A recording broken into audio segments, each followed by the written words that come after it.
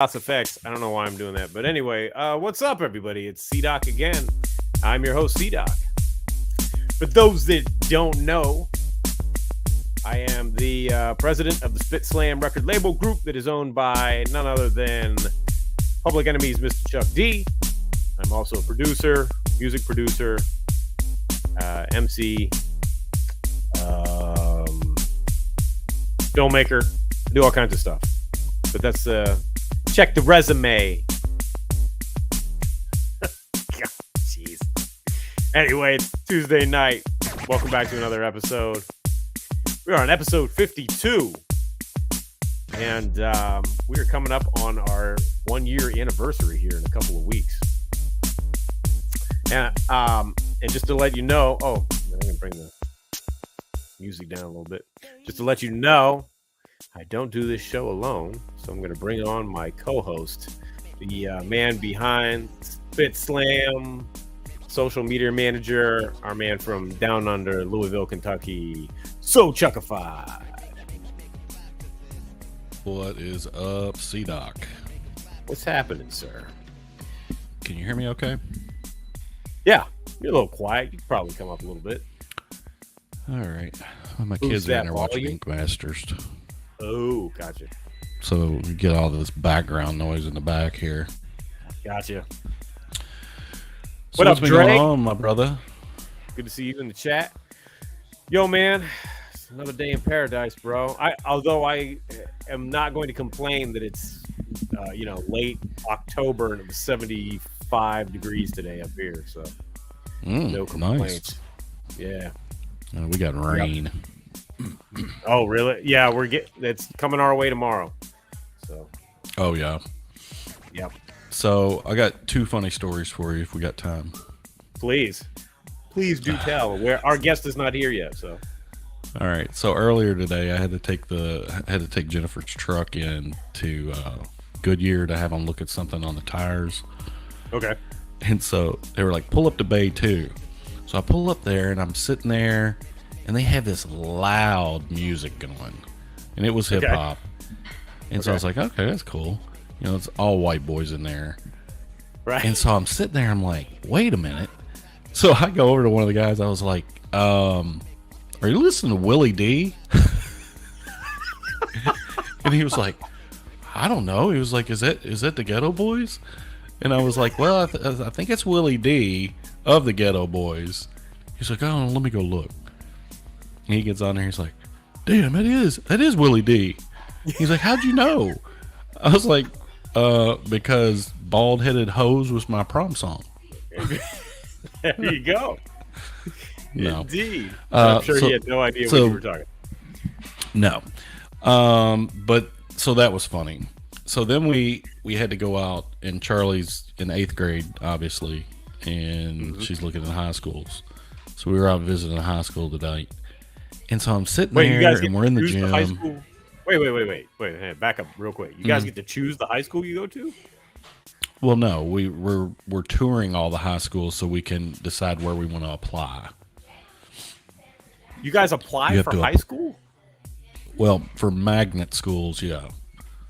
Ah, okay. So we have a reside school, but it's like way out in the hood, and by the hood I mean like the white part of the city. I don't want Right, Charlie going out there, right? Because there's no diversity. So she's looking at an art school right up the road here. Okay. So anyway, so we're in the gym, and I'm not lying, dude. Like I think they've got 500 spots to fill in this school, and they've got over 2,000 applicants, and this gym's packed. So we're going in to find a seat, and I hear somebody yelling something. I was like, what? Who's yelling? And they were like looking at me, and he was like, and then I realized it was somebody I went to high school with. So he came over. He's like, dude, didn't you hear me yelling C-Doc? I was like, no, dude. I was like, I didn't realize, somebody yelling C-Doc. I'm not expecting that in a high school gymnasium in Kentucky. Now, if it was England, it would make sense. Exactly. Anyway, it was so funny. So shout out to Michael Adams. I don't know if he's a show watcher or not, but they probably get tired of seeing my social media stuff. So Yeah, whatever. If they follow you, then they There want you to go. see it. Yep. So, shout out to Chrome in the house tonight. What's up, bro? Chrome. Good to see you. Shout out to Knack. Shout out to there she is.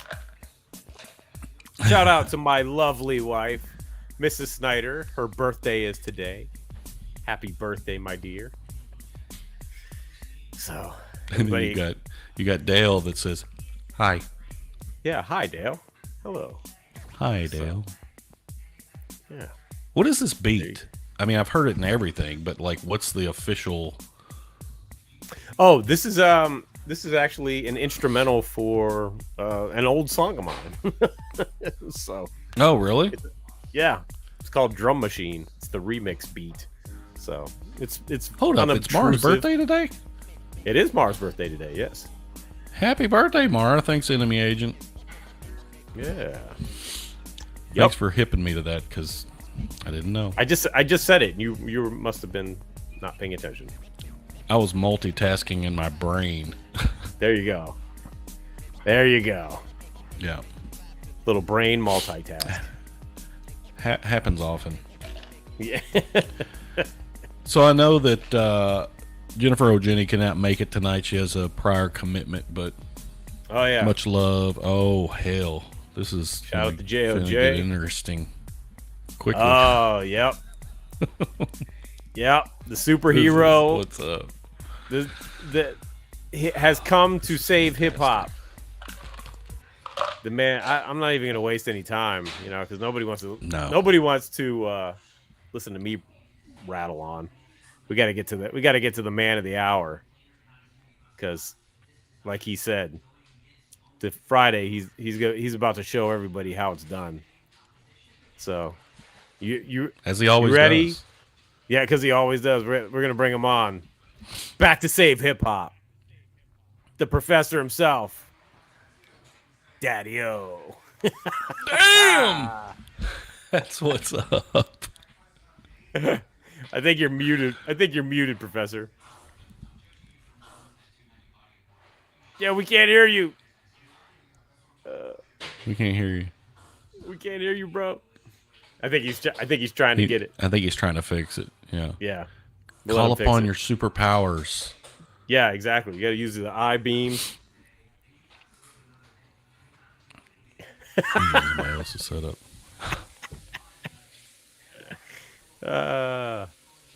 Hey, by the way, real quick, and I hope I'm not giving away anything, any like state secrets or anything, but Daddy-O is currently traveling, and he's already, look at this. He got the setup, man. He's doing work on the road. So, yep. He's got a little PreSonus mixer over there on the right. Yeah, he's getting it done. Getting it done. Putting in work. Right. Putting in work. As usual, little couple of sound issues again. As usual, we'll get it straightened out. Yeah. Shout out 21 the Legend. Respect from Trinidad. That's what's up. Wow. Word up. Yeah. Shout out. I'd love to go to Trinidad. Yeah. Never been. I haven't either. Daddy looks like it's because he is a superhero. Yeah. All right. We're gonna try this again. All right. There he is. Yeah. You can hear me? Yes. Yep. Yeah. I don't know what happened, man. It's all right. It's all good. The fact is we got you now. That's the important thing. Oh, that's right. What up, Chuck? Yeah. What's up, man? You look like you're posting up in that room. You brought the whole kit and caboodle. Oh hell. Let's go. All right. Back to save rap as we know it. Yeah, people be thinking what's wrong in the world. I'm gonna tell you what's wrong in the world. What's wrong in the world is whack rappers. You know why? Because we got so much influence that we don't notice it, but people hang on to every little word. Yep. You know what I'm saying? So if people hang on to every little word and you whack, then you're making the world whack.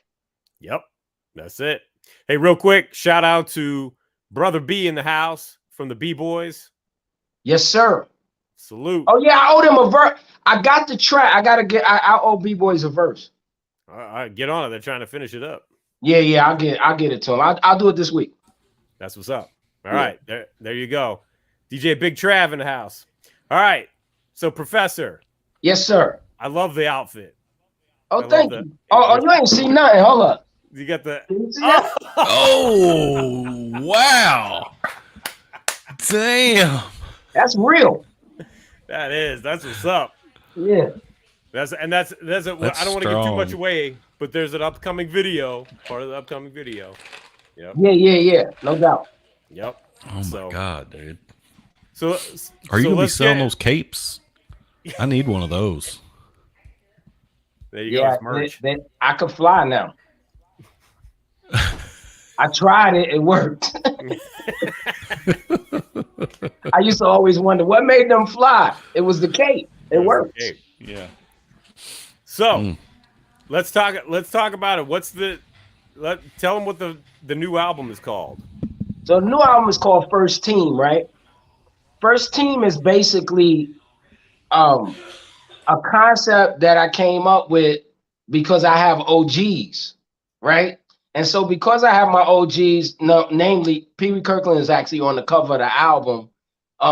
Those guys actually level the playing field for me by like showing me what to say, what not to say, what to do, what not to do. And I basically encompass kind of what the first team is really about, you know?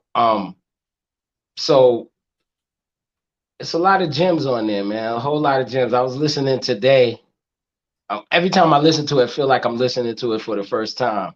And it's a lot of gems. It's a lot of gems on there. But basically, the whole ideology of the first team is those.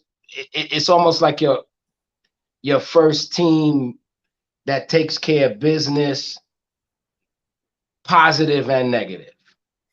Right. So, I represent that through like the OGs that I admire, but not only admire, but adhere to. One of my OGs passed away, R.I.P. Ronnie Newt, but Pee Wee Kirkland's still living, Mike Conception's still living. And so I really basically dedicate this album to those guys that have been on the forefront of being the first team and keeping people. And if you do, I mean, even if you did your research on Mike Conception or you do your research on Pee Wee Kirkland, you'll see where I'm coming from on that. I just happen to be a rapper. They not rappers. Right. So it's theme music for the first. I said, hold on, I got a little pad I wrote down. Hold on. Okay. So I said, one of the things I said on the album is I broke down, I said, Ready to Die, Aquemini, Dre's Chronic, Game Related, Funkified by Breed. That's theme music for the first team. So if you listen to that music, you'll see exactly kind of where we're going with it. Although my production is otherworldly, but that's definitely its own thing. Yeah. Yep. So, and this record's been in the works for a while. So here's the story. The story is this. Before I released the Go to Antidote album, I wanted to do the First Team album. So I put together this First Team album. I don't even remember what I had on it. Had like 23 songs, right? So I put it together, I had like 23 songs, right? So I call Hasib, I'm all excited. I'm like, yo, Sib, I got this First Team record. Boom, I send it to him, right? He's like, yo, D, man, 23 records, man. That might be too much. We were just coming off what still is our classic album, and he was like, because we had DJs that literally said to me, I wanted to skip and I couldn't.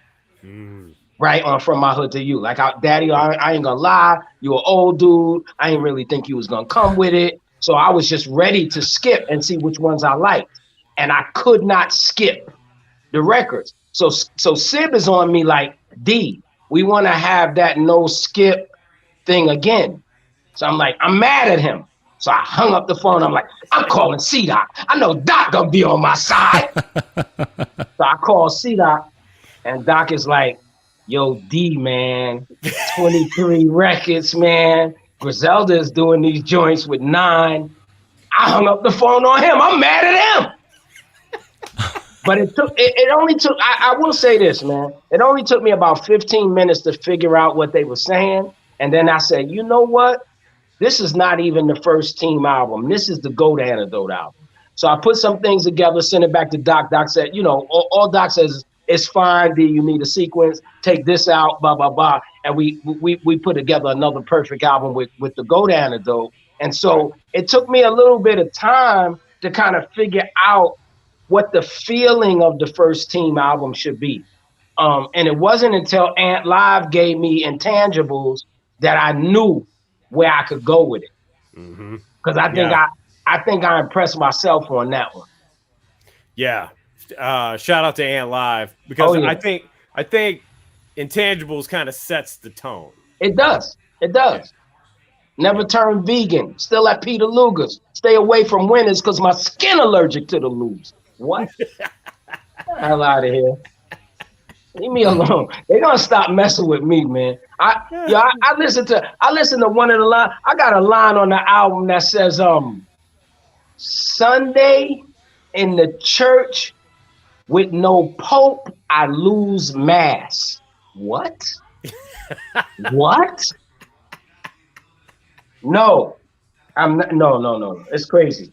And then there's another line on the record Everybody Loves, which is the record C-Doc produced, which is the ODAD Truth record. And I said, lyrical door was locked, so I went and made a key. And that's exactly what I did. Yeah. Because I tell people all the time, like my friends get mad at me when I tell them I'm not a lyricist yet. And they say, oh, Daddy-O, you was dope, before. And I say, yeah, I think I was dope, but I think I was a dope rhymer. I don't think I was a lyricist yet. I didn't know how to do that kind of stuff that I'm talking about now. I didn't know how to flip those words around. I didn't know how to do that. I'm learning how to be a lyricist now. So, I mean, I think we got a lot to offer on Friday, but man, what we got coming just down the line next year, the year after, I'm going in. Because, I mean, what are you going to do when you got one of your friends? I got my friend Keith, Lord Funk X. What you going to do when one of your friends, his favorite rapper is MF Doom, and you got to sit in the car with him for 3 hours and listen to Doom? Right? You listen to Doom for 3 hours, you say, man, I'm doing everything wrong. Yep. You know what I'm saying? I'm doing everything wrong. It's not working out. So, not that it's not working out, but I'm not that clever yet. I'm dope, but I'm not that clever. So now I'm learning how to be clever. You're also a great example of what cats from your generation can do. I think so. I think that's been my plan all along, right? So my plan all along is to, hence the whole superhero idea is to really just try to create, I don't really care if it's Avengers or Justice League. Y'all can fight them DC Marvel battles all y'all want. But I want to form that kind of collaborative, because I feel like if all of us descend on them at one time, it's going to be 80% of them that's just going to give up. Yeah.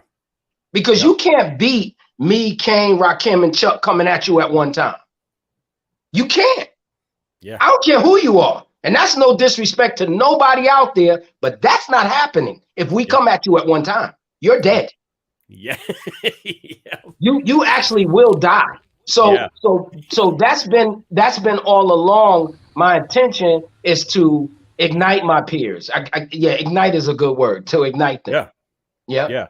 And you've been doing it, and I've because I've seen it, and I know we've talked about it, right? But like, I mean that you're the perfect example is your group, your crew, Stetsasonic. Oh yeah. I mean, I think as a matter of fact, man, they in the studio tonight, man. With that, I think they might finish that Fallen Soldiers record tonight, man. It's gonna be crazy. Snap. Okay. Yeah. They in the studio tonight. Yep. Yeah. So what's the reception been when you talk to your peers like that, Daddy-O? you know, it's been, you know what I mean? It hasn't been great, Chuck. It hasn't been And great. so do you think that they feel like they've aged out, or they I just don't think have the passion? this is what I think. I think that, well, first of all, let me keep it a buck.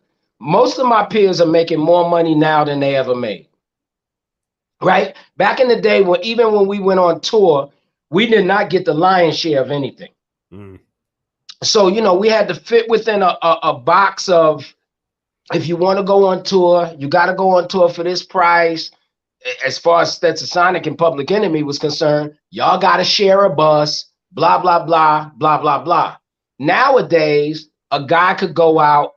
I'm not going to mention no names, but it's a bunch of solo guys I know that go out without a DJ. They just hand the house DJ the list of records that they want to perform. Yeah. You know what I'm saying? And basically it's cash over fist, no overhead, no external staff. So why? You know what I'm saying? I feel like with them, some of them are like, why? I don't have to make new songs to make money. So why am I making new songs? So I think that's the issue there, Chuck. It's the why for them. And I don't think that they found their why yet. Mm-hmm. I think they know their why. I think they knew their why back then. Mm-hmm. Guys, give me 2 seconds. Sure. Yep. Sure. A superhero's work is never done. He must be rolling into the phone booth. Yep. Exactly. Might be back to his changing his street clothes. His regular persona. So I'm back. all right. But yeah, I think so it's been mixed. It's been mixed. I mean, had some cool conversations with Paz K. I know he's still doing stuff. Had a decent conversation with Dana Dane. Had a decent conversation with Big Daddy Kane. Been trying to reach out to Rakim. Let me see who else. I talked to Justice.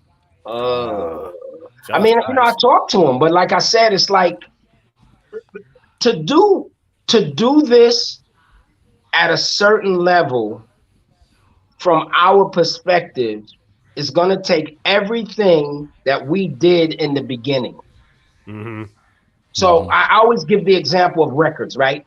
When we first started doing this, any rap record that came out, we would buy. Yep. We ain't care what it was, and certain labels, like in particularly Sugar Hill and Enjoy, we would buy every record on that label, not knowing who the artist was. Yeah, right. We knew who Funky Four was. Yeah, we knew what Flash and them was. But we had the Spanglish record and all them records. We didn't know none of those records, but they were rap records. But that's what helped us with our craft. You go back a little further than that, we bought every tape. Mm-hmm. Every Cold Crush tape, every Mastodon Committee tape, every Grandmaster Flash and the Furious 5 tape, every Treacherous 3 tape, just to hone in your skills to see what people were doing. Right. You understand? Now it takes the same thing if you want to do that. Yeah. So you gotta know what's going on in order to do it. You cannot say, I'm the master, I know what I'm doing, forget this. No. If you not knowing what NBA Youngboy is doing, if you not knowing what NLE Chopper is doing, if you not knowing what Lil Baby is doing, you're gonna lose yourself somewhere. I'm not asking you to sound like any of them guys, because I don't. But I listen to their music. Some of their music I really, really like, so I listen to it because I like it. But I'm saying you gotta know where you stand in order to put something out. And I think a lot of my peers possibly are kind of caught up in yesterday. Even the way things should sound. I think they even caught up in the way things should sound. Maybe, you know, they want to keep the same flow, but you can't. Yeah. You just can't. And it's not I'm not doing no trap music flow, but but nobody wants to hear me yell and scream anymore. And it's cool. I mean, on tour, I'm gonna be. But if you can't say it all on tour, Right. because that Just Say That's one of our records. Right. But I can't get on records and do that right now. Nobody want to hear that. Right.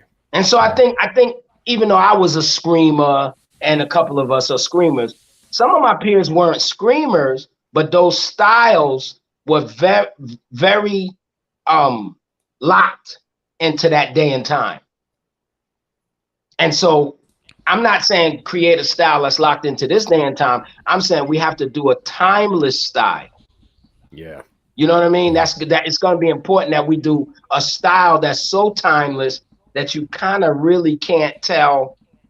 I try to make records where you kind of can't tell when it came out. Mm-hmm. It feels good right now, but it might have felt good a long time ago too. Right.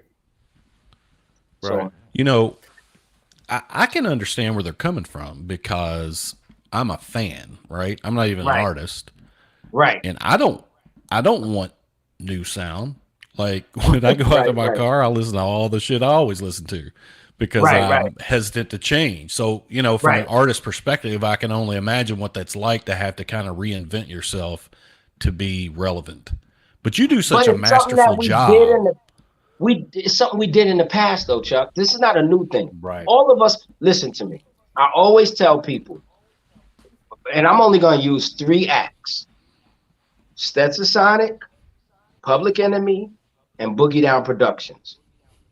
Vast difference, all 3 acts between the first and second albums. Yeah. Vast difference. We love Bum Rush the Show, but Nations end up being that record. Yep. Mm-hmm. We love On Fire, but friggin' Info Gear ended up being that record. And the same thing happened with Chris so the bottom line is that we're adept to we know how to reinvent ourselves. It's as to whether or not somebody wants to reinvent themselves for this day and time. Right. That's the issue. Right. You know? Yeah. That's the thing. Do they want to do it for right now? Do you also think because I've often wondered if some of the old school cats, your peers, that were in the bigger major label system and now it's kind of the wild west of the music industry, that's part of it, you know? Good point. Because even prior to me signing this, I'm gonna tell you why I'm with SpitSLAM. I'm with SpitSLAM because I didn't know what to do. And I my partner Lion let Chuck hear the first album that we put out, and he called me back and said Chuck wants to how did he say? He said he wants to preview the record on Sunday on his And You Don't Stop, and then he wants to have it on iTunes on Monday. And I'm like, what the hell? Because we used to have to go through so much just to get something released and distributed. But for once in my life, and Lion's a big part of this, I didn't say no. Yeah, and when I did, and so when I didn't say no, it worked out. And my only question was, what about video? And they said, well, we could shoot a video anytime, Daddy-o. And I never thought about that. Like, we actually working on videos from Go to Antidote right now. And I still got a video from Everybody But KRS that I'm shooting. I'm still shooting the Psychedelic Sally video. I just haven't been in the settings to do it. So I didn't know any of those things were possible. So, Doc, you raise a great point, because I always say, no disrespect to us, but we were spoiled. Yeah. It was the down south cats that showed us what not being spoiled would look like. Mm-hmm. Because we were signed to labels, we weren't doing anything, we weren't dealing with any of the distribution, none of that. Yeah. You know what I'm saying? It wasn't us. It was a label doing everything for us. Yeah. You know, so that in itself is like, you're not in a big machine. You don't have anybody doing things for you. What are you gonna do? And I think some of that is that too, because they trying to, like I heard Shan say, I don't mind saying Shan name because everybody knows how crazy Shan ass is anyway. Shan said it to me. I talked to Shan about it, and he said, yeah, Daddy-o, we can make some new music, but where's gonna play? Ain't nobody gonna play. Ain't nobody trying to hear us. Me, I'm not trying to hear nobody. Ain't trying to hear me. I'm gonna make you hear me. I don't want to hear that nobody trying to hear me. I'm gonna bully you to hearing me. Yeah. Because I got something. You know what I'm saying? If I feel like if I ain't had nothing, then that would be different. You know what I'm saying? If I ain't come with nothing, then I wouldn't care. Right. You know what I'm saying? But the fact that I'm coming with something and I know that what I'm coming with is fire, I'm gonna figure out some way, form, or fashion for you to hear what I'm talking about. Yeah. Yep. And maybe some of that work, no disrespect, but maybe some of that work they just don't want to do. Could be. Yeah. I mean, I mean, it's got to be weird. It's got to be weird coming out of a situation where you had that for so long and built a career on that, and now it's just like, wait, what do I do? So I get it. Yeah. And then part of it is stopping too, right? The reason Chuck could still rhyme is because he never stopped. Yeah. The reason Chris could still rhyme is because he never stopped. Yeah. I'm in the category with the other cats that actually stopped for a minute. Right. And a bunch of them don't stop and start back up. Right. And so I think starting back up, it presents whatever challenge it presents, because I mean, what does that mean, starting back up? What does it mean to do a new video? How do you do a new video? When back in the day, you had Ralph McDaniels and Benny Boom and all of these guys writing the treatment, and all they was doing, they were putting you in settings, right? All you had to do is either rap or just be the actor in the video.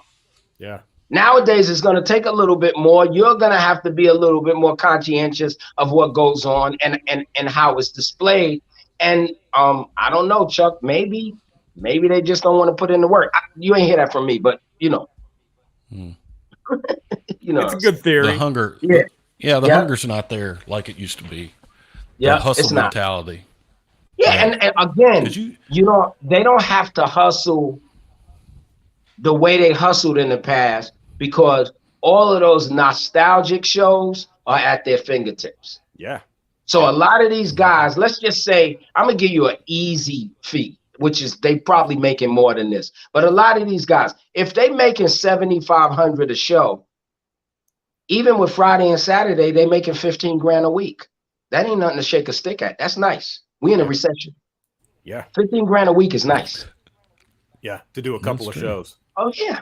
And it's all records they know. They don't have to do nothing new. Nobody's expecting them to do nothing new. So I get it. It's like, man, I'm gonna go do my two. I mean, I ain't thinking about no studio, man, and all of that. I'm gonna go do my 2 songs and live the rest of the week the way I want to live it. And it don't mean that even those times I'm not living them the rest of I'm living. Because I mean, how long is your show? An hour?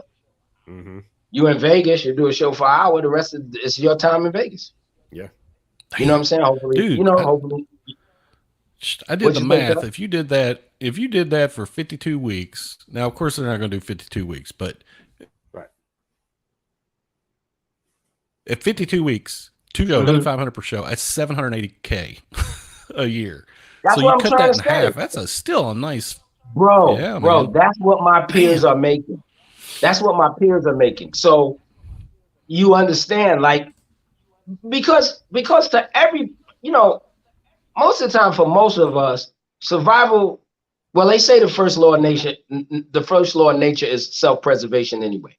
Survival is the key thing on the top of all of us, right? So there might have been times in their life, especially with that old rap life, that they was like struggling to survive. Yeah. They ain't struggling to survive no more. And so, I mean, why? You know what I'm saying? Like, yeah, I can make new songs, but why? You know what I'm saying? So that I think, I mean, the other part is the ugly part that I don't like to think of, which is that they just don't have it no more. I don't like to think about that. I don't like to know that. I don't want to envision that my peers can no longer rhyme, or that was all they had is what they gave us in the 80s and the early 90s. I don't want to believe that, but who knows? Yeah. You never really know. You know what I'm saying? I mean, I'm writing more now than I ever wrote. You know, I'm having more fun writing rhymes nowadays than I did in the past. Mm. You know, because now I could do all types of stuff, and you know, I feel like the sky's the limit as far as talent and records are concerned. You know, if I want to do something with an orchestra now, I can do it. If I want to do something with just me and a tuba rapping right now, I could do it. So any idea that I have now, it's not like back in the day where, I mean, I couldn't do it. Yeah. You know what I mean? Studio time was super expensive. And then a lot of that studio time went through my record company. So I would have to contact them before and have them contact the studio. I mean, it was just so much to do. I remember, you know, our first few times you go in the studio, you record something, you want to walk home with a cassette, but the engineer's not gonna let you because he's like, I gotta mix this. You could come back tomorrow night, or you could come back Tuesday night, or you could come back Thursday night. And so we sitting home for 2 days wondering what it sounds like. Right. You know what I'm saying? So, you know, because I don't have that barrier to entry anymore, it becomes a fun thing to me. And then maybe the other parts of music that I did, the producer part, all that, maybe that plays a big role, because a lot of rappers are not producers. Right. You know what I'm saying? So, I mean, that alone, even though I'm not, I mean, yeah, this album, the GOAT, I didn't do nothing on GOAT. This album, yeah, I might gotta cut that. It's more toward the end. You'll hear some of my, you know, stuff I did. But maybe it's that, you know, maybe it's also that. Maybe it's also that I know kind of the whole gamut of this thing, from the kernel of the beginning till it gets mastered. I know all of that. Maybe some of them don't even know that. Yeah. You know, maybe they just went in the studio, said their raps, and, you know, next thing you know, Eli Tubo or one of them is mixing it and the record comes out. Yeah. You know, me, I'm a guy, when my records was being mixed, it's 7 of us around the board. Yeah. The whole Stetson Sonic is on top of the engineer. Yeah. You know what I'm saying? So, I mean, but it's our involvement, right? And I say this all the time. When I say we, I mean us as Stet. We called it hip hop because they called it hip hop, meaning all we thought, well, we is extension of the black music that came before us. You know, I say that on New York, the ODAD Truth. I said, you know, hip hop, but was born out of R&B. You know what I mean? Because that's, you know, it was R&B that came before us. That's why we had names like Grandmaster Flash and the Furious Five, the Funky 4 plus one more. That came from Four Tops, Temptations, all of that type of stuff. So we felt like we were rapping, but we were still the same music as what they were doing, but we just was rapping doing it. And so maybe part of it is that they don't feel that connection overall to historical black music. I mean, that's always going to be my thing. It's always going to be my thing to make rap records that feel great to people the same way Stevie Wonder felt great to me. Yeah. Yep. That's always been my goal. What was it after your hiatus that brought you back? I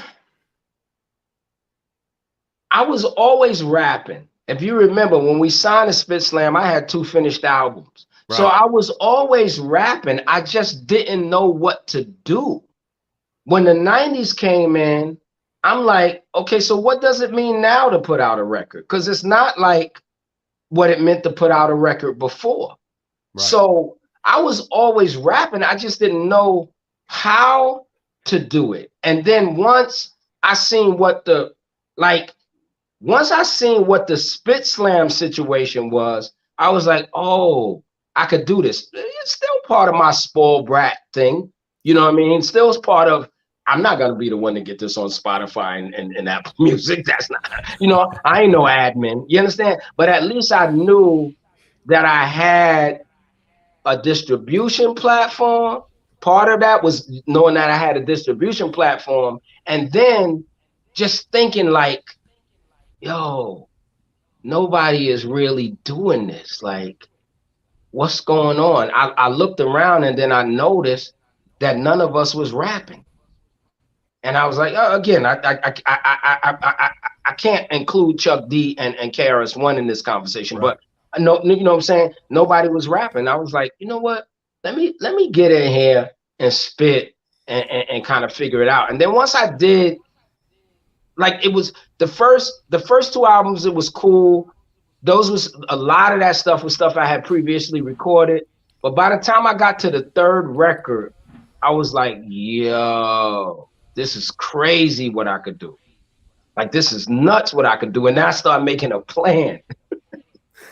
And I say, honestly, New York, the ODAD Truth explains the whole thing. The whole thing. You know what I'm saying? It explains that record explains the whole thing. And so once I figured out that I could do it, I was like, boom. And then things started happening. Like, we making videos and stuff, we doing stuff, we putting stuff out. And then we do County of Kings and the DJs start going crazy.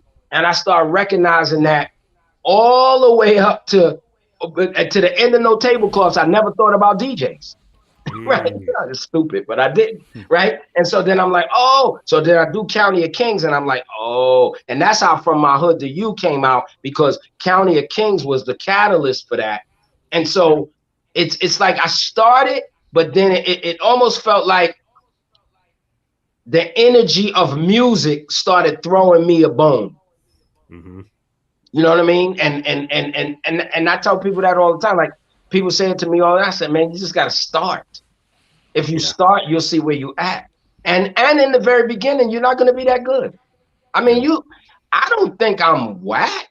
I don't think I ever was whack. I think there's times that I might have been inapplicable, but even comparing everybody but KRS to,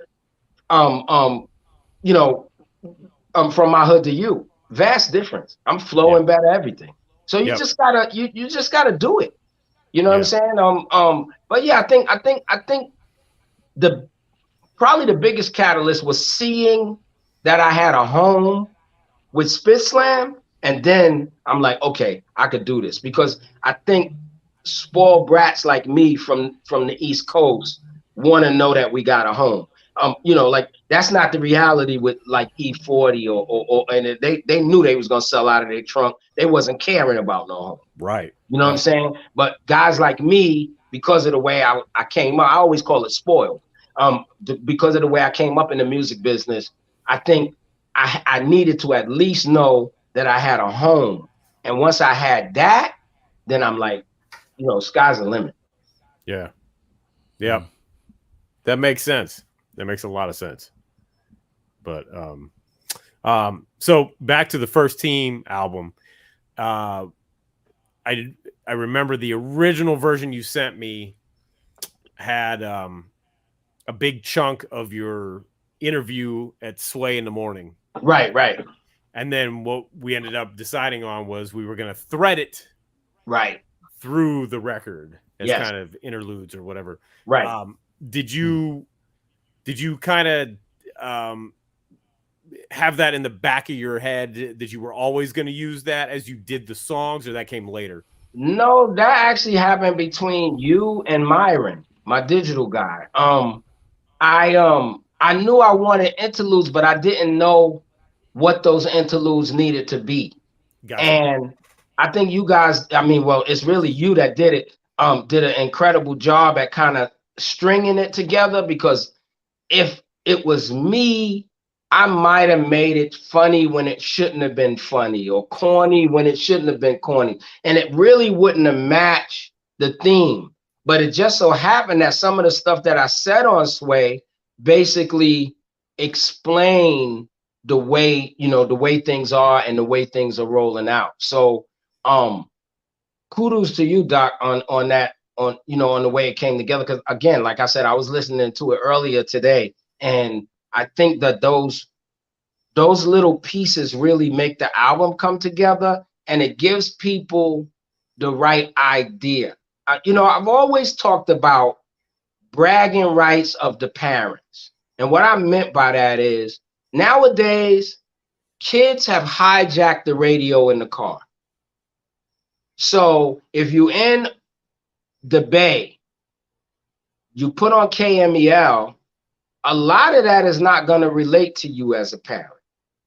You're going to be hearing Future, I Will Wait For You. You're going to be hearing Roddy Ricch's Kiss Me in the Morning, Late at Night. I mean, you're going to be hearing all that. You're going to be hearing Steve Lacy, all of that. You're going to be hearing that.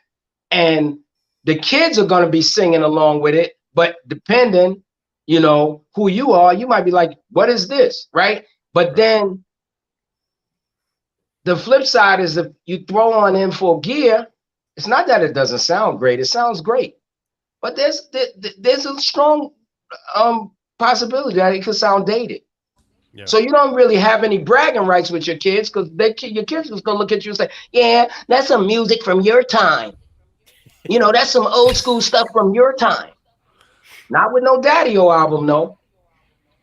You know, because I remember I was in Florida around a couple of young people, and I was really not playing the music for them. I was going through some stuff, and when I was going through stuff just to figure some stuff out, and then I would skip to the next track.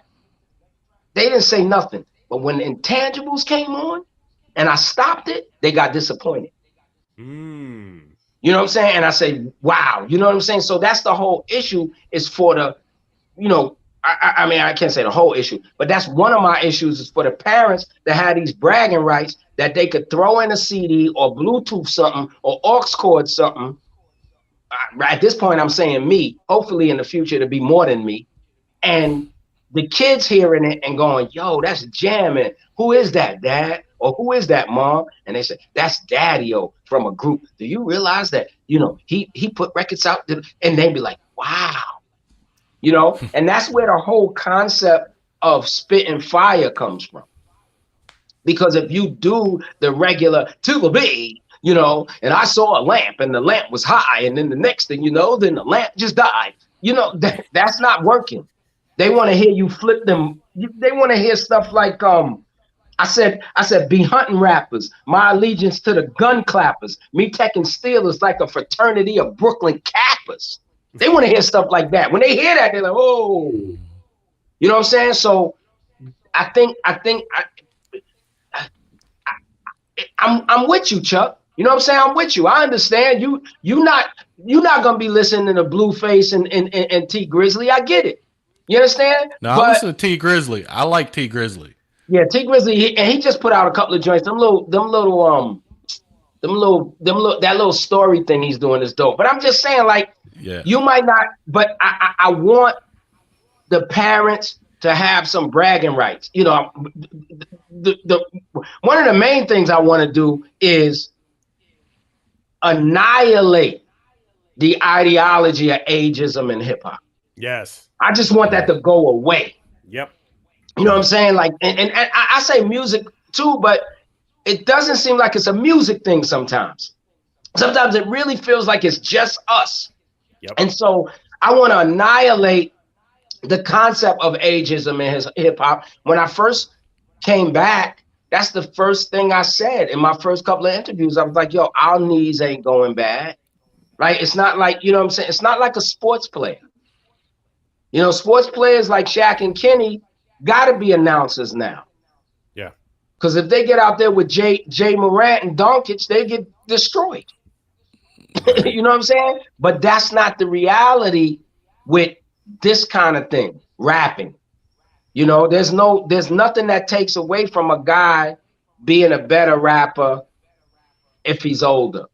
You know, he can be the better rapper if he's older. He doesn't have to be the outdated rapper if he's older. He could be the guy that learned how to flow, picked up a new thing and did all of that. So I want to end that whole idea of ageism in hip hop. Yep. And I think, you know what, it's this weird thing because hip hop it's about to turn 50. It hasn't gotten old yet. So, it hasn't. you know, it's this very strange thing that like, well, why it hasn't gotten there yet, but so why are we like trying to put this thing on it that, you know? Well, I think part of it is commercialism, right? And Sure. I say this to people all the time. They get mad that I say it, but I say it anyway because I know it's true. Y'all be looking at it like the record companies failed and the artists failed. No, it's black radio that failed you because they're the ones that only play a small amount of whatever. Yep. You know what I'm saying? I mean, and that's just the truth. You know, they may make the argument that oh well, we only have this much space and we can only play this many songs or whatever. They might make that argument, but the bottom line is that they could play music if they wanted to, and maybe they locked into a Clear Channel playlist. I don't know, but the point of the matter is that it's not the artists in particularly, and it's not the record companies in particularly. It's the way you hear it. Because when people say to me, music nowadays, Apple Music got a lot of music nowadays. Spotify got a lot of music nowadays. Apathy is up there. Locksmith is up there. Self-Titles is up there. But they not listening to that. When they say music nowadays, they talking about what they hear on the radio with their kids. Yep. That's what they're talking about. Yeah. Because they're not listening to it outside of their kids. Yep. You know, so my thing is, no, it might not be on the radio, but if it's available, then they can deal with it. And you know, some of it is a learning curve too, right? Because a lot of my fans are older and they not digital natives, so a lot of them are not that. They just learn how to Bluetooth, and that's real. You know what I'm saying? Yeah. And you know, if they're not buying a new car, then it's a CD still in the car, you know? And you know, if it's a CD player in the car, you know you're gonna play your favorite CD. You know you're gonna do that. If it's a CD player in the car and you got the Chronic, it's coming on. You know what I'm saying? So I'm gonna give you another CD to play. Literally. Well, I'm giving you some, but we're gonna do it again. Literally, yes. Yep. Right. Yep. SpitSLAM, we still do CDs. Real quick, shout out to Donald D in the house. Donald D. Sniper. Donald D. Yep. Shout yes, out, sir. Bro. Oh, and Influence Get 'em too. Saw him up there earlier. So shout out to Influence Get 'em. But yeah, man. I totally lost my train of thought. But no, so those are all great points. Go ahead, Chuck. I was going to ask though, you know, you're talking about radio, like back in the day when we were coming up and you guys were at your heyday, like radio was a thing. Like, I mean, that's listen to the shit. Yeah. Nowadays, kids don't have to listen to the radio. They don't. You know, they're Spotify and whatnot. So do you think that the radio station has as much influence as you're giving them credit for? I do. Or do you think it's and only because, let me tell you why I do. I'm on I was doing a project in California, and I made up my mind that I would lock into normal stuff. Usually when I come in a hotel room, the television only comes on with the HDMI cord, right? And you see my setup. I'm playing my own music. I'm watching my own TV series or whatever, but I'm never doing what they broadcast. And it's the same thing in the car, right? I'm either Android Auto or Apple CarPlay in the car, playing what I want to play. I made a solid decision on that trip that I was going to try to lock into the local stuff and see what was going on. So it happened to be the Bay. And I said, let me lock into KMEL. So in the morning times, I'm listening to KMEL, or if I make a little run, I'm listening to KMEL. And yeah, they got that influence. People are still rocking like that. Most people are still rocking like that. Yeah, you might have some kids. I mean, they still doing, you know, commercial-free music on their phones with their earbuds. But for the most part, everybody got cars. And, you know, the one thing about local radio that you can't get away from, weather is going to be there. All of that stuff is going to be there. You can't get none of that stuff if you don't listen. Yeah. And so it's still there. And the way I know it, that have that influence is whenever I look at numbers like statistics, not not heavy duty statistics, but statistics. Who's the biggest streamed rapper? Who has the most this? Who has the most this? They the biggest guys on the radio. Like everybody's talking about Lil Baby and how big Lil Baby is. Lil Baby's on the radio all the time. That's how Lil Baby blew up. Nobody can tell me that Lil Baby didn't blow up from the radio. Same thing with Blueface. Same thing with Vince Staples. Same thing with Roddy Ricch. They on the radio. That's how they blow. They don't blow because they could lose. I'm not saying they do, but they could lose with the streaming services because some of the stuff that come out on streaming, you might not get on the radio. Yeah. You understand? So or you might never even see it.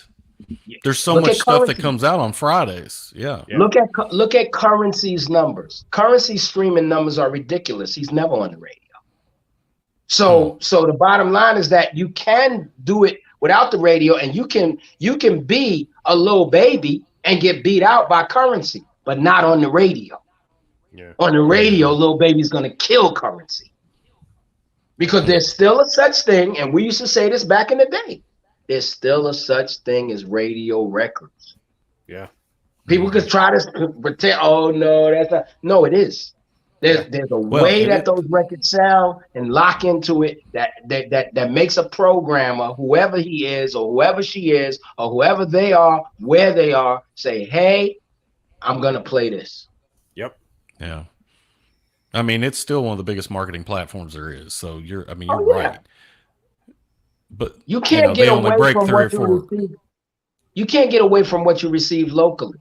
If it's weather alone, but weather and traffic, that's key for all of us, especially live in a city like I live in. Yeah. I live in Houston. I need to know what that traffic gonna be like. Yep. This one closed, this lane closed, we had a wreck here. I need to know that. So, you know what I'm saying? So yeah, those radio still serves those market. It's just that the songs that they play are radio records. Yeah. You know? Yeah. Yep. On the new record, you have a song called It's Over Now. Yes. Featuring Jack Knight. Yes. And I gotta ask, that one is not the typical, to me, it's not the typical Daddy-O record. No, it's not. It's very sentimental. Probably the second record, the first record I ever made that I cried was Powder Burn. And this is the second record that I ever made that I cried, because It's Over Now is about how far these young people have gone with the drugs, the suicide, and then everything else relates to it. Like, you don't want to bring in the face tattoos and all of that, but that's that whole thing that came. And It's Over Now is basically me saying, man, like, I should have listened. When I seen y'all going wayward, I should have been paying attention. You know, I really should have been paying attention. And the way we did the video, we want to put a concentration on teenage suicide and you know, like all of those particular things that happen with these people. So we, even on the video with It's Over Now, we put the suicide hotline and all of that at the end of the video, because this is what's going on. Like, it's crazy. And when Jack Knight gave me the record, you're right. Typically I would have said, nah, that's not really me.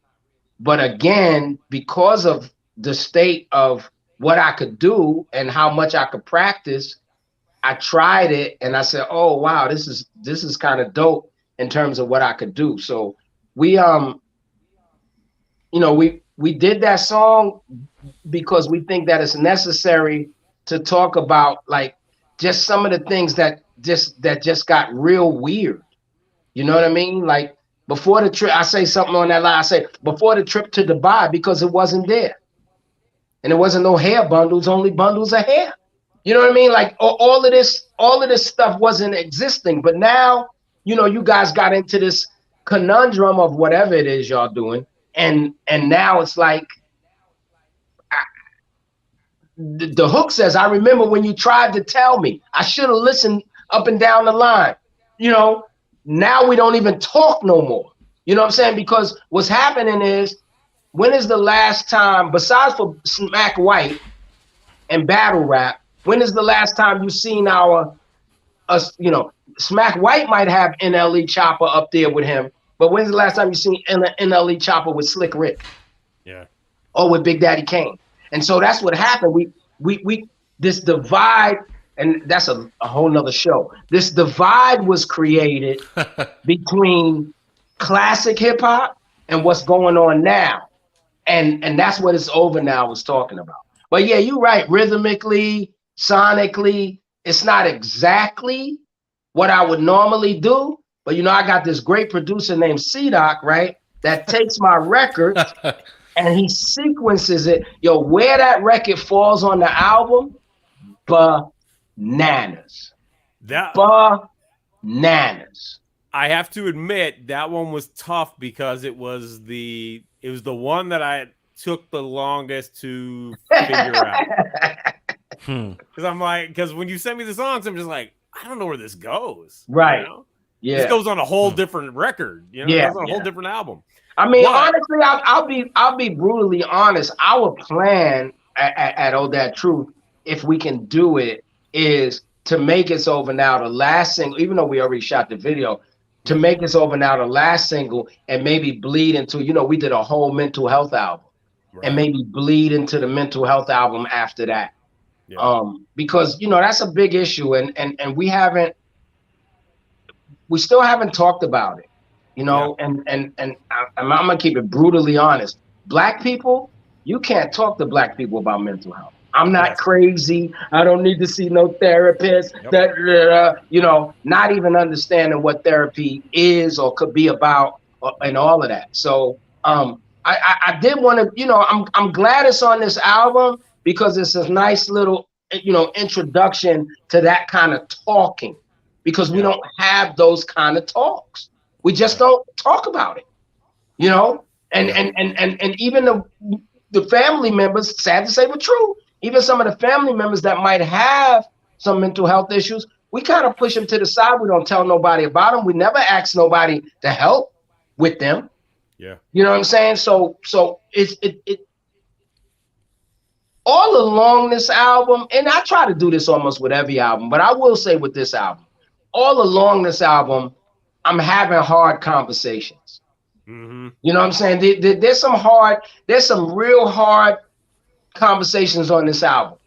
In terms of just what we, what we, from the start of the Welcome to the First Team intro, we're talking about the hard things to talk about.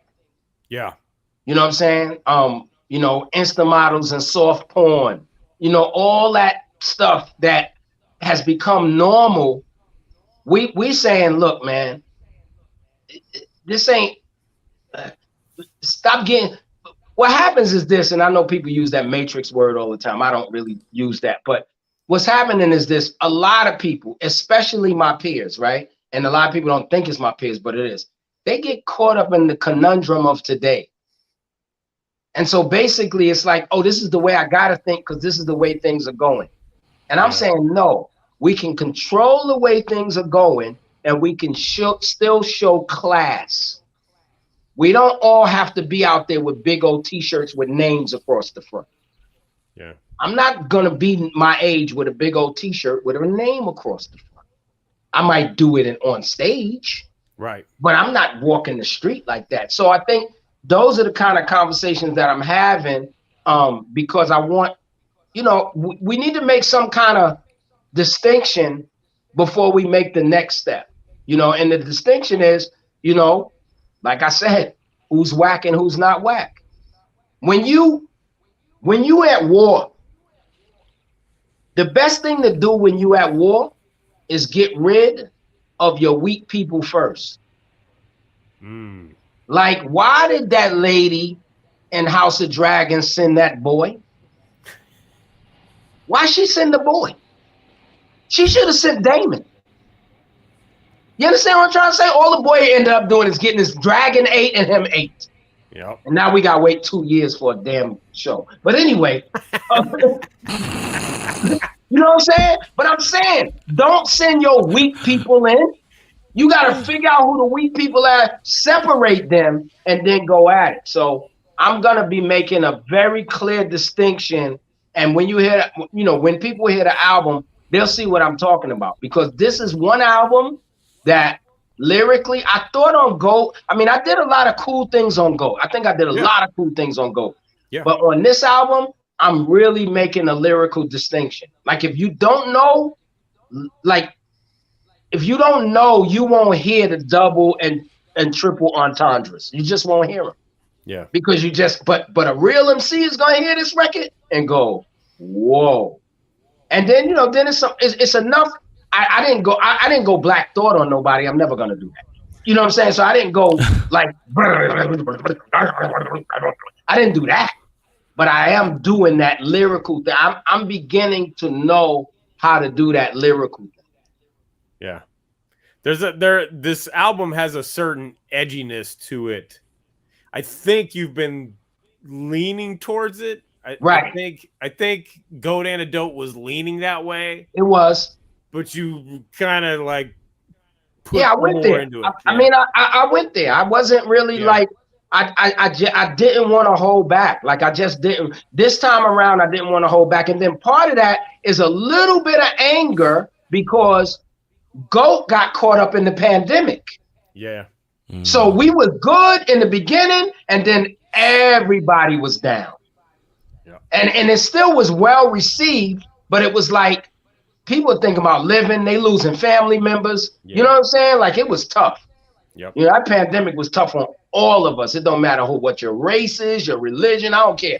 That thing, the roster say gunshot, it no respect no one. I said COVID, it no respect no one. You know what I'm saying? Like, it didn't. Right. COVID did not care. Yep. And so a lot of some of GOAT got lost in COVID. So I'm like, okay, that's what it is. All right. So I really didn't hold back, man. And I don't think I'm gonna hold back anymore. Like, I don't have interview wise, I don't have a filter, but I don't think I have a rhyming filter now either. Like, I'm not letting these dudes off the hook, man. I'm not. Because you know why? Because it seemed like somewhere along the line, a weird kumbaya got adapted. Not a good kumbaya. A good kumbaya is all of us coming together for one common cause. Right. But somewhere along the line, a weird kumbaya came about, and these whack rappers started getting passes. When some of it is clearly whack. Yeah. But because of whatever it is, somebody's cousin, where they signed to, when they came out, they get this pass. And I'm like, you know what? I'm gonna start spitting on that. So I try to deal with, that, straight up, you know what I mean? Mm-hmm. Quick was a popular drink. I miss Guru. I threw away your mixtape. Why? You sound doodle. Right. Oh, that's friggin' fantastic. Yep. Yeah, I mean, I can't wait. I can't wait till Friday. Listen, bro, we done had some of the best rappers in the world die. Yeah. How are we upholding their legacies? How are we upholding their legacies? The only way you can uphold their legacy is by rhyming dope. The only way I could honor Guru, rhyming dope. The only way I could honor Ecstasy, rhyming dope. The only way I could honor Keith Cowboy, rhyming dope. I could keep going. But we had a lot of Heavy D. We had a lot of dope MCs pass away. Yep. Including two of my good friends, not too long ago with Biz Markie and Marky D. Yeah. You understand? So how do I honor Biz and Mark? By just making, I don't know. No. I'm doing this. You know how sometimes you see a sports game and particularly football. That's my favorite sport. In football, and you hear the announcer say he lost his brother or he lost his pops, and then you see that guy like he a receiver. He have like 180 yards receiving that. Yeah. Day. Say, yo, I did it for my pops. Yep. That's what how do I honor Mark? How do I honor Biz? I honor them by spitting this fire. Yeah. And I'm not letting up on these dudes, man. I'm not letting up. I used to feel a little less driven. That's the word. I used to feel a little less driven, and I was like, oh, let me just do my thing, and they do their thing. No, y'all gotta go. Whack rappers gotta go. Y'all gotta go. See me. Come see me. You listen to the record, that's cool. You want to go one-on-one, that's cool too. Because you got to remember, I'm in Team Homie with Swave 7 them. I'm in a battle rap crew. You don't want me to bring them. Because I will bring Swave and Murder, and then you're going to have a problem. Because if I bring the battle rappers that's down with me to the party, y'all are finished. Because it's no rapper on record, maybe it's two. Might be two. I'm thinking of two that can rap as good as these battle rappers. These guys are something else. This is a different thing. You know what I'm saying? So, and that's all battle rap been saying. God bless Drake, because Drake started Caffeine and the battle rappers started making some good money. You know, prior to that, they kind of scrapping and scraping. But I mean, they get nice purses. Some of the smallest purses right now are 30 grand a battle. Damn. But some of the larger purses right now are 80 grand a battle. Wow. Which is beautiful. That's why they be laughing at guys that signed, because they be like, man, I make more one battle than you do your whole damn career. Yeah. You understand what I'm trying to say? So but they don't, some of them make music, but a lot of them don't. And even if they do, well, that's one of my dreams too, is to help them make better records. Because, you know, just because you're a good rhymer don't mean that you can make good records. Yes. You know what I'm saying? And good records, you know, we Chuck D will tell you about that from the past. You know, me and Chuck have known some great rhymers, but when it kind of translates to records, it may not really kind of work out. So that's one of my dreams too, is to help like the battle rap culture just kind of, you know, come around and figure out how to make these records. Yeah. Yeah, that's dope. Yeah. That's dope. Well, you want to shall we give the people a taste of the new video? Oh yeah. So we thought about it. You know, we shoot all the time. We got a bunch of joints in the can, but we thought about it, and we feel like the intro to the album will be a great intro video. And so we welcoming you to the first team. You'll see where we're going with it. Yeah. All right. So now I got to remember how to do this. That's the trick. All right. I think this works. I think this. Yeah, I'm gonna share the screen. Okay. Yeah. You'll be able to hear it, right? Yeah. I think. Okay. All right. So let me do this. Okay. Then we gotta make this bigger. Or maybe not. All right. Yeah, I'll let you do that, Chuck. All right. So let's see if this works.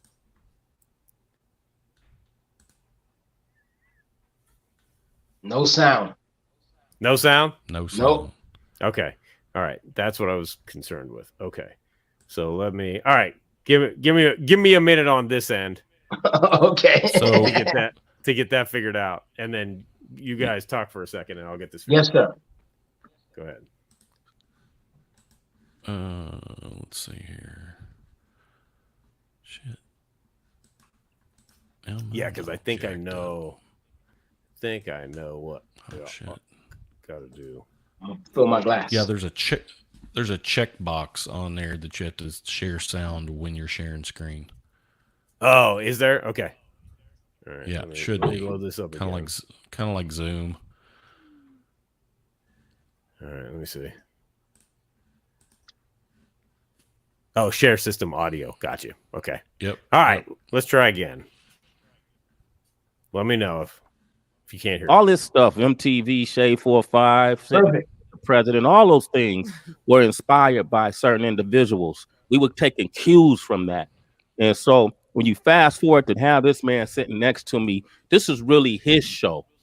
This is Daddy O in the morning on Shade 45. He's gone on to do so much. He's just a well-rounded individual, a Renaissance man, a legend, an icon, living, walking. The one and only Daddy O, ladies and gentlemen, is here.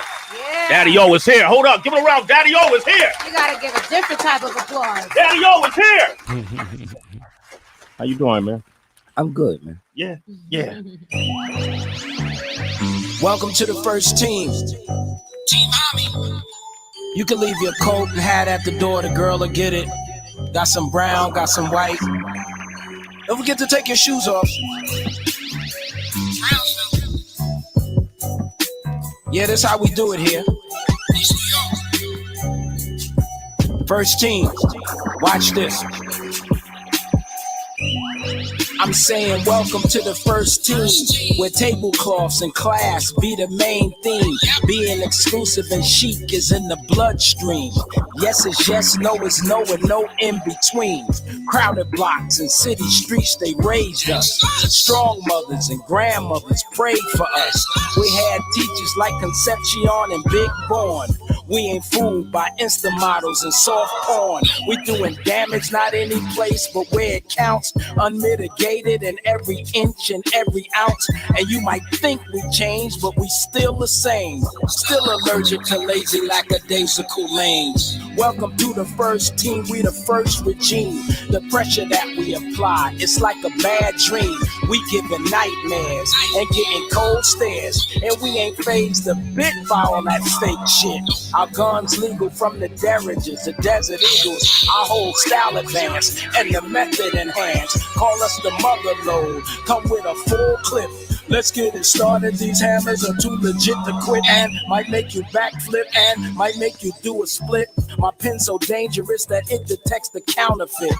4 scores, 30 years, one Stetsasonic, ready to die, a Quimini, and Dre's Chronic.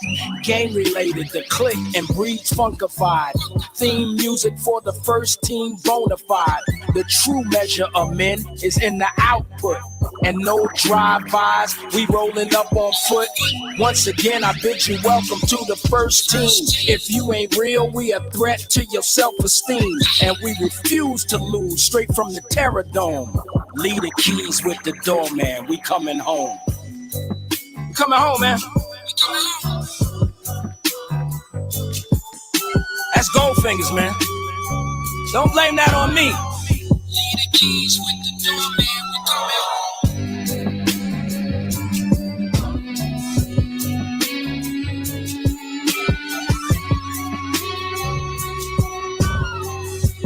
Keys with the doorman, we coming home. Team Hobby.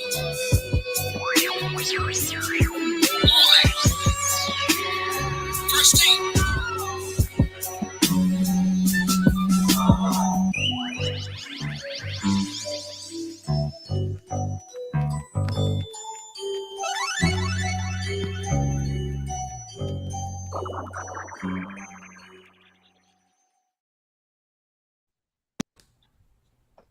Yo, that was dope. Leave the keys with the doorman, we coming home. Leave the keys with the doorman, man, we coming home. Yes, Time sir. to come home, man. It's time to come home, man. That's a good start to that record, to that album. Yeah, it's good because from there it just goes up. Yeah. Yeah, we just lighten them up a little bit, give them a little feeling. But I think we did a good job. It sounds great in the car. It's grooving. I mean, most good music is good when you're driving. Most good music. But this is a good, like if you're taking a trip or something, this is a good record, And again, I mean, we work really hard to try to do the non-skippable thing. Yeah. And I think we did an excellent job at that. I really don't think I don't think people are gonna skip. I don't. Yeah. I think it moves enough. Yep. That it doesn't. And I did something very interesting that I didn't even know was gonna become a thing, which is I did, quite a few of these one verse records, right? And I didn't know it was gonna become a thing, but like that's kind of becoming the thing. Yeah. But they do it, a lot of people do it because of TikTok and all that. I'm not doing it because of that. I'm just doing it because if the thought is already complete, then the thought is already complete. Yep. So you might have a record like the record I got with the Force MDs that might have 3 verses, but then you might have a record like First Team that's 1 verse, or friggin' the outro that's 1 verse, is long as hell, but it's 1 verse. You know what I'm saying? Like, just kind of getting it together like that. But I think we got enough of that. And then honestly, I think, the truth is, like I said, there's still our radio records. I think we got some radio records too. What's surprising me is the response I'm getting from the DJs. That New York, the ODAD Truth is like, for some reason, bro, they just like, I'm like, yo, why y'all I asked Trav that. So why y'all like that record? And he was like, it's the tempo. Like he was telling me a whole bunch of different stuff about why it is. You know what I'm saying? But it was like, it's the same. You know what it feels like? It feels like when I was asking DJs why they liked the County of Kings record. Yeah. All of a sudden it's just like this gravitation with it. And I don't know, man. My man just came home from doing like 8 years, and I sent him the album. And the first thing he said to me is, yo, man, that New York, the ODAD Truth go hard. Like, I'm thinking, I'm thinking he gonna like something that's a little slower and a little more gritty, Right. So it's an interesting situation. So no, but I'm saying I think, but I know that this kind of audience that loves classic hip hop is gonna love this album. But I think I might gain some new fans too. Yeah. I think I might gain some new people that are like, yo, who is this dude? Like, oh yeah, I mess with this dude. And like I said, man, I mean, ain't no age on it. So I ain't really tripping like that. You know what I'm saying? I'm really not tripping on, whether I'm a young guy, whether or not I'm a young, I don't care. Yeah. You know what I'm saying? That's why Pee Wee on the cover. Yep. You know what I'm saying? Because that's what it is. You know what I'm saying? This is who we are. This is where we come from. This is what we made of. These are the type of things we saw, and this is the young word that Migos use. This is our version of straightening. The young people always talk about straightening. This is our version of straightening. That's what's up. That's real talk. That's what's up. Yep. All right, Professor. Well, Friday's the day. We're counting down. Yes, sir. Counting down to the first team. Yep, and for most people, that's midnight on Thursday. But yeah, Friday will be that day. That's right. We'll be dropping the video. We'll be dropping the album. Y'all will like it, man. Still with the shits, but I do it better. Gator skin holster, cashmere sweater. But I'm still with the shits. I just do it better. Yep. You know what I'm saying? All that shit they be talking about, I do it better. I just do it a little better. That's all. It's a lot, you know what I'm saying? Like, shout out to Sway, Prince Paul, Queen LaRougie, Force MDs, Calvin III for being on the record. You know what I'm saying? That Force MDs record is a monster. Yeah. It's gonna deserve a big video. You know what I'm saying? I got some pretty dope producers on there. Of course, C-Doc's on there. Ant Live, Goldfingers. I got Dope Mellow. Shout out to Goldfingers. He was here week before last. Yeah. Jack Knight, and then that Force MDs record is produced by the little cat Ism that got a bunch of he's Chris Brown, Day Sulin, Kid Ink, Kevin Gates, French Montana. Like he does a lot of stuff. And I'm gonna be doing some more stuff with him too. But that record really stood out to me, so I did that. So shout out to all the producers on the album as well, and shout out to Queen LaRougie. I got a female on the album. I put a girl on every album, but every time I put a girl on the album, y'all know I come with the heat. Yeah. she's spanking y'all. Yep. That joint's crazy. Yo, you know what's so crazy? I'm trying to reach her, right? Because I didn't know, right? My man, Will Robeson, that does these, like this joint right here. That. Oh yeah, okay. Right? My man, he a producer too, right? But he make these hats now. I didn't know he made one of the Big L records. Really? He just sent me the stems. No, yo. I swear. Yo. Like, What? yo. And then she said that line in the record where she said you would think that Big L was flowing. I'm like, yo, I gotta get it. I mean, I might get on it with her, but I couldn't believe it, man. It's like I don't know the record, but it's like a popular Big L record. I have the stems, yo. Crazy. Done. Crazy. That's why I try to say, that's what I was saying, Chuck. If you start, you understand? And you know when he sent it to me? Me and him been vibing for years. Every time I'm vibing for years. You know when he sent it to me? When I start putting out a couple of little snippets of the album. And then he was like, you know, because that's what happens. People will hear what you're doing, and then they like, oh, he's serious. You know what I'm saying? You know, oh, he's serious. Let me get involved, because it's only a matter of time. We say it all the time.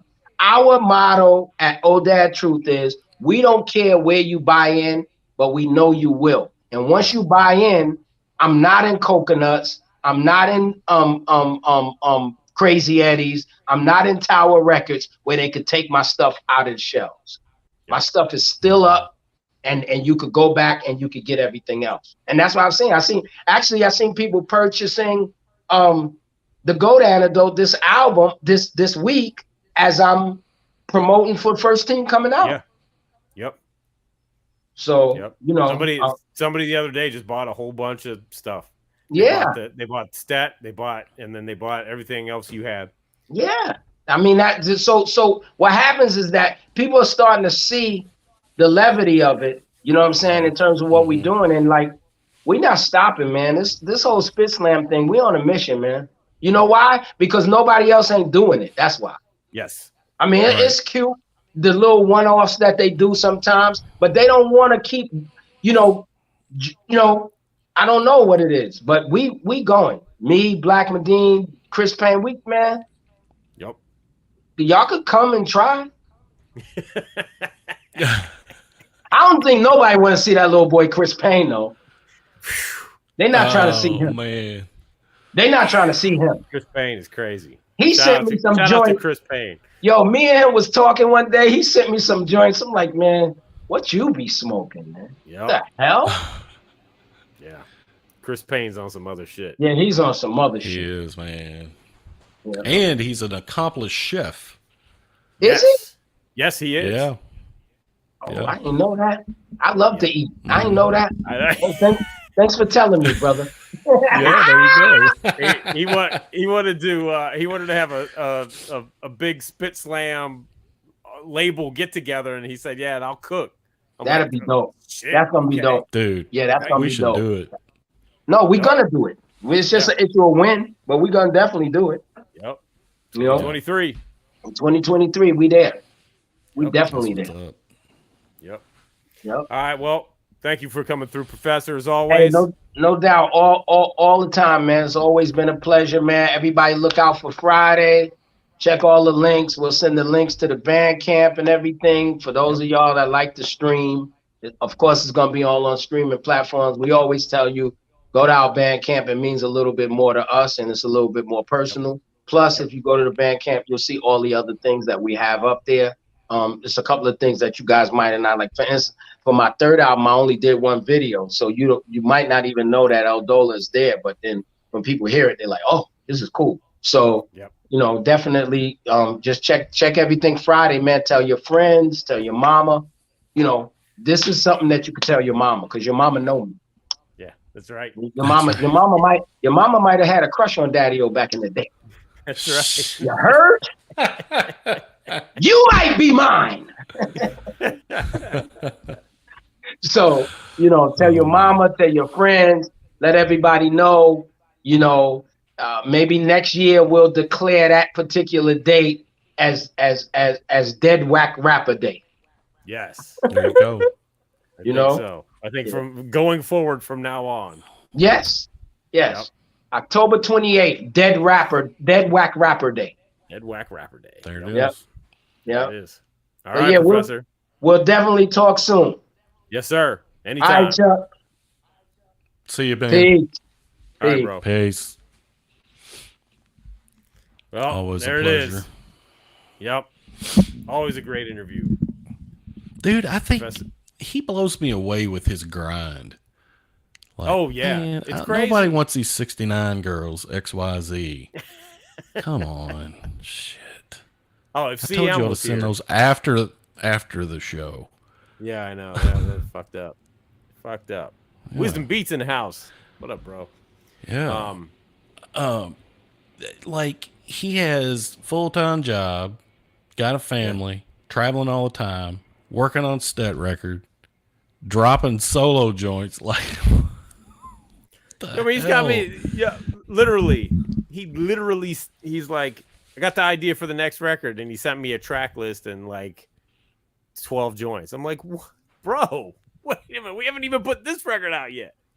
God dang, man. It's crazy. That's what's up. Yep. Dude, so you did the production on the one you just played, First Team? I did not. No, that was Goldfingers. First Team. Oh, that was done by Goldfingers, man. That flute was all that. Dope. It Yeah. just sounded dope. I was like, man. oh. Yep. Oh, I love Goldfingers, man. Yeah. Super dope. Yeah. I did 2 joints on the record.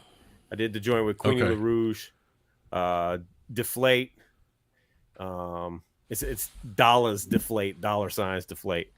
And then I did the New York to ODAD Truth record, which is crazy. Oh, the one that he was talking about. Okay. Yeah. That record's Right. nuts. Is that what you sent me? Did you send me the Dropbox stuff? Is that what you sent I did? me? Yeah. Yep. Oh, okay. So I can listen to it. Ah, suckers. I'm going to be bumping that shit tomorrow in the car for sure. Yep. Yeah. Man, It's the New York awesome. to ODAD Truth joint is it's a very New York record, and you'll see why when you hear it. But it's also a b-boy kind of record because it's up tempo. Oh, nice. Yeah. It's. I had to break they up my came out parachute really pants. dope. Yep. There you Okay. go. Yep. Okay. I get my windmill. I break Thank my you, Brother windmill B. Shout out to Brother B. Yes, sir. Yeah. Actually, Brother B, we're gonna get you on here too, pretty soon. So when we get closer to the B-Boys release date, you guys get that. The B-Boys, the legendary B-Boys are finishing up their new album, actually, which will be their first album because they've never had an album. They've just only put out singles back in the Interesting. early 80s. Yeah, in the mid 80s. Yeah, we should get them on the show. Yep, most definitely. Donald D, Brother B. So, yeah, man. So, Like, does good Daddy-O stuff. carry all that shit with him when he's on the road? Like, he set up a whole studio in that hotel room. Yeah, He's had man. monitors and everything. He's not playing around. I He is love not it, playing man. I around. love it. If you Yep. can't get inspired or like a fire lit under your ass when Daddy-O's around, I don't know. You must be dead. That's what I'm saying. That's why, like, to his generation, the hip hop guys he came up with, man. He's setting the tempo. He's giving you the blueprint. You know, yeah, it ain't gonna be this. It's not gonna be the same as it was. It's not gonna be like you put out a record and go on tour. I mean, possibly, maybe you could do that. But you're not gonna sell 1 million records or any of that stuff. But that's not the point. Right. That's not the point. Right. I think what's interesting about somebody like Daddy or Chuck D still rapping, they have all of those years of experience. Like their rhymes are going to be so much even. I mean, they were deep back in the day, but like, you know what I'm saying? They have all these years of experience that craft into that and influence the rhymes. Yeah. Yep. It's kind of it's dope to see their progression because I mean Daddy-O, yo man, growing up, I was a huge Stet fan. I love Stet. And he was one of the voices. He had that voice, so his voice always stood out. So he was always one of the guys that was like, "Oh, Daddy-O," right? And then after the third Stet record, he put out a solo album. And of course, you know, I went and got it because, yo, it's Daddy-O. Of course I'm going to get it. Right. But he is arguably better now than he ever was, and he was dope back then. Yeah. It's crazy. It is, man. It is. Yep. It's cool. It's cool. Dude, I'm sorry I keep yawning. No, that's all right. I'm exhausted too, man. It's all good. Jesus Christ, dude. Wisdom Beats still have music in the can with Daddy-O, Indigo Phoenix, and Planet Asia. Oh, snap. Damn. That's what's up. Oh, snap. Yep. Yeah, we still got to get Wisdom Beats on the show too, because I know there was a little snafu with the work schedule or something last time. Yeah. Wisdom Beats, you got the invite, bro. So one of these days, you let me know. Yep. Exactly. Sweet. Get you on here. So yeah, man. Thank you. So Chuckified, another great show. Yeah, great show, man. As always. I'm excited. We got a year coming up here, not next week, but the week after, right? Is that when it is? Wow. I think so. Let's see. Yeah, wow. Look at my calendar. Yeah, it's going to be the 8th. The 8th? Okay. November 8th will be a full year of shows. No misses. Yeah. That's crazy. That is crazy. That's Hell what's yeah. up. All people that are in the chat tonight, you were here when it all began. Yep. Thank you. Yeah. Thank you. Thank you, all our regulars. Thank you to anybody that's coming through, all our new people. And if you didn't know, I'm going to let you know that the show all started because of the SpitSLAM record label group. The SpitSLAM record label group, a Chuck D situation. Catch us on your favorite streaming platform, on Bandcamp, or visit our official web store at SpitSLAMrecords.com. All releases are available digitally or on CD, with select titles available on vinyl and cassette. The SpitSLAM record label group. Throwback to the future sound. And real quick, I want to put this out here. 2023 is going to be an interesting year for SpitSLAM. We've got some things in the works that collectors, fans, you guys are going to dig. We're working on some things right now, trying to sew it up, so to speak, and get it ready. So, gonna make a few moves here and hopefully take it to the next level. So, stay tuned, if you will. You know. Yep. Not to mention all the amazing music that's on the way. Right. So, yep. Goes without Cool. saying. Yeah. So, there you go. Until next time, if you enjoyed the episode, please like and subscribe. And check out Professor Daddy-O's new record, First Team, everywhere you stream music on Friday. Go to SpitSLAMrecords.com. You'll be able to cop a CD if you so desire. Go to his Bandcamp page. You can support him directly. And also check back here on Channel Zero, on this Channel Zero YouTube page, for the music video that we premiered tonight. It will be up on Friday.